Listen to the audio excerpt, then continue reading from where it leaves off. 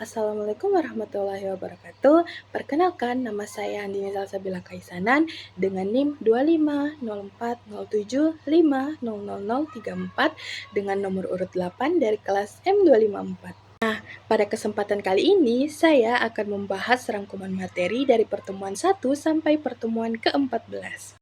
Yang pertama, ada klasifikasi kebahasaan Indonesia di SD. Kajian kebahasaan dalam pembelajaran bahasa Indonesia di SD merupakan bagian dari linguistik terapan yang berperan penting dalam mengembangkan kemampuan berbahasa siswa yang sesuai dengan tingkat perkembangan kognitif dan sosial mereka. Baik, adapun ruang lingkup kajian kebahasaan meliputi fonologi, morfologi, sintaksis, semantik, pragmatik, dan wacana. Nah, aspek-aspek ini saling berkaitan dalam membentuk pemahaman bahasa yang utuh. Baik, selanjutnya ada fonologi. Nah, fonologi adalah cabang linguistik yang mempelajari bunyi bahasa dan sistemnya. Fonologi sendiri mencakup bagaimana cara bunyi dihasilkan, perbedaan bunyi, dan fungsi bunyi dalam membedakan makna. Adapun contohnya, perbedaan bunyi pada kata paku dan baku menunjukkan adanya perbedaan makna.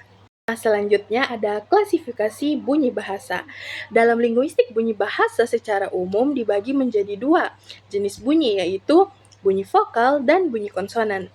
Bunyi vokal adalah bunyi yang dihasilkan ketika udara keluar dari paru-paru melalui mulut tanpa hambatan. Adapun contoh bunyi vokal seperti A, I, U, E, dan O.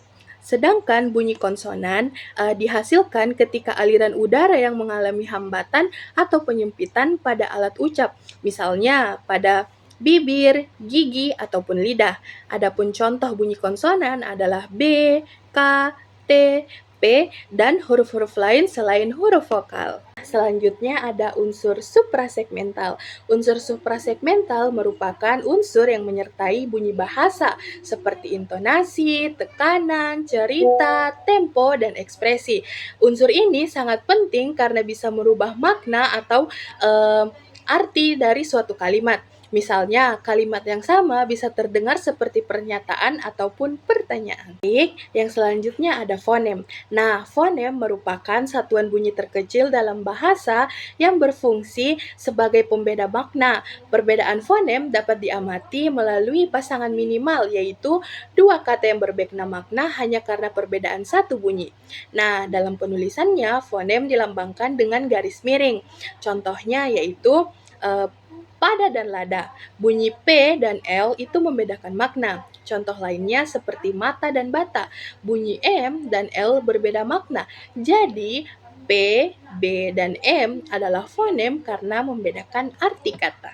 Selanjutnya ada alofon. Alofon adalah variasi dari fonem yang tidak membedakan makna, melainkan muncul akibat pengaruh lingkungan bunyi dalam kata.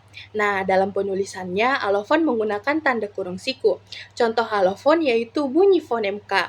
Di dalam kata kaki yang dimana dibaca jelas, maka itu kadang dibaca lebih lembut atau berbeda pengucapannya. Nah, perbedaan bunyi ini tidak mengubah arti.